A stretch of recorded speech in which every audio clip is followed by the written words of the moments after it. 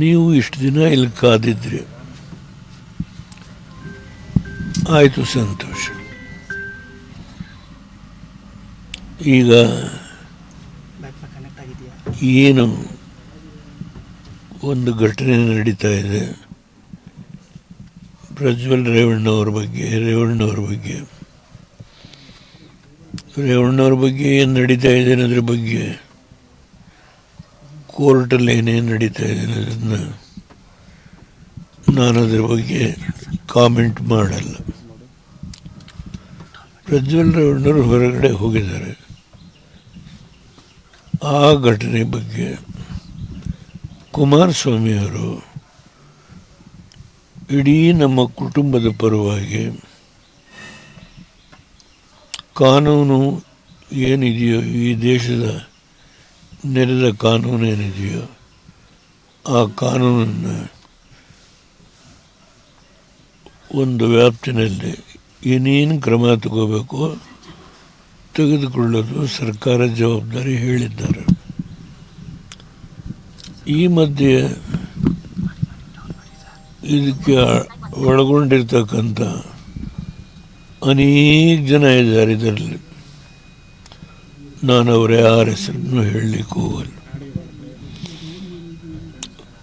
ಇದರಲ್ಲಿ ಯಾರ್ಯಾರು ಈ ಒಂದು ವಿಷಯದಲ್ಲಿ ಇನ್ವಾಲ್ವ್ ಆಗಿದ್ದಾರೆ ಅವರೆಲ್ಲರ ಮೇಲೆ ಕ್ರಮ ತಗೋಬೇಕು. ನ್ಯಾಯ ಜನತೆಗೆ ಸಿಗಬೇಕು. ಯಾವ ಹೆಣ್ಮಕ್ಳು ಇದರಿಂದ ಅಪಾಯಕ್ಕೆ ಸಿಕ್ಕಿದ್ದಾರೆ ಅವರಿಗೆಲ್ಲ ಪರಿಹಾರ ಕೊಡಬೇಕು. ಇದೆಲ್ಲ ವಿಷಯವನ್ನು ಕುಮಾರಸ್ವಾಮಿ ಬಿಡಿಸಿ ಹೇಳಿದ್ದಾರೆ. ನಾವು ಪ್ರಜ್ವಲ್ ಬಗ್ಗೆ ಕ್ರಮ ತೆಗೆದುಕೊಳ್ಳೋದ್ರ ಬಗ್ಗೆ ಯಾವ ತಕರಾರಿಲ್ಲ. ಆದರೆ ರೇವಣ್ಣವ್ರ ಬಗ್ಗೆ ಮಾಡಿರೋ ಅದು ಈಗಾಗಲೇ ರಾಜ್ಯದ ಜನತೆಗೆ ಗೊತ್ತಾಗಿದೆ. ಯಾವ ರೀತಿಯ ಕೇಸನ್ನು ಸೃಷ್ಟಿ ಮಾಡಿದ್ದಾರೆ. ಒಂದು ಕೇಸು ಮುಗಿದು ಬೇಲ್ ಕೊಟ್ಟಿದ್ದಾರೆ, ಇನ್ನೊಂದು ನಾಡಿದ್ದು ಜಡ್ಜ್ಮೆಂಟ್ ಇದೆ ಸೋಮವಾರ. ಅದು ಕೂಡ ಹೇಗೆ ನಡೀತು ಅನ್ನೋದ್ರ ಬಗ್ಗೆನೂ ನಾನು ಮಾತಾಡಲಿಕ್ಕೆ ವಿಶ್ಲೇಷಣೆ ಮಾಡಲ್ಲ. ಆದರೆ ಕುಮಾರಸ್ವಾಮಿಯವರು ಖಂಡತುಂಡವಾಗಿ ಈ ಘಟನೆಯ ಬಗ್ಗೆ ಯಾರನ್ನೂ ಸ್ಪೇರ್ ಮಾಡಬೇಕಾಗಿಲ್ಲ ಹೇಳಿದ್ದಾರೆ.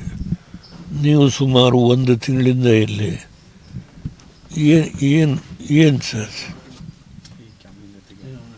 ಏನು ಸರ್ ಅನಾವಶ್ಯಕವಾಗಿ ಮಳೆ ಗಾಳಿ ಎಲ್ಲ ಕೂತಿದ್ದೆ. ಆದ್ದರಿಂದ ನಾನು ಇವತ್ತಿಗೆ ಪರಿಸಮಾಪ್ತಿ ಮಾಡಿ ನಿಮ್ಮ ಮಾಲೀಕರು ನೀವು ಮುಂದೆ ಬರತಕ್ಕಂಥ ಎಲ್ಲ ಘಟನೆಗಳನ್ನು ಸ್ವಾತಂತ್ರ್ಯ ಇದೆ, ನೀವು ಟಿ ವಿಲಿ ಮಾಡ್ಕೊಳ್ಳೋದಕ್ಕೆ ನಿಮ್ಮ ದೃಷ್ಟಿ ಮಾಧ್ಯಮದಲ್ಲಿ. ಇಲ್ಲಿ ಕೂತ್ಕೊಂಡು ಏನು ಮಾಡು, ಏನು ಸಾಧಿಸ್ತೀರ ನೀವು ದಯಮಾಡಿ ಕುಮಾರಸ್ವಾಮಿಯವರು ಈ ವಿಷಯದಲ್ಲಿ ಯಾವುದೇ ಒಂದು ಚ್ಯುತಿ ಇಲ್ಲದ ರೀತಿ ಯಾರು ಸಂಬಂಧಪಟ್ಟವರಿದ್ದಾರೋ ಎಲ್ಲರ ಮೇಲೂ ಕ್ರಮ ತಗೋಬೇಕು, ಇನ್ಕ್ಲೂಡಿಂಗ್ ಪ್ರಜ್ವಲ್ ಹೇಳಿದ್ದಾರೆ. ಅದರಿಂದ ಇವತ್ತು ನನ್ನ 92ನೇ ಹುಟ್ಟುದ ಸಂದರ್ಭದಲ್ಲಿ ಪರಿಸಮಾಪ್ತಿ ಮಾಡಿ ನಿಮ್ಮ ಮಾಲೀಕರಿಗೂ ವಿನಂತಿ ಮಾಡ್ತೀನಿ, ನೀವು ದಿನ ಕಾದು ಅನವಶ್ಯಕವಾಗಿ ನಿಮಗೆ ನಾವೇನು ಒಂದು ಮಾತಾಡಲಿಲ್ಲ, ನಾನಂತೂ ಒಂದು ಮಾತಾಡಲಿಲ್ಲ, ಯಾರೂ ಮಾತಾಡಿಲ್ಲ. ಬರ್ತಾರೆ ಹೋಗ್ತಾರೆ. ಅದನ್ನು ದಯಮಾಡಿ ಇಷ್ಟು ಮಾತ್ರ ವಿನಂತಿ ಮಾಡ್ತೀನಿ. ನಿಮಗೆ ಹೊಸ ವರ್ಷದ ನಿಮ್ಮೆಲ್ಲರಿಗೆ ಶುಭಾಶಯ. ನಮಸ್ಕಾರ.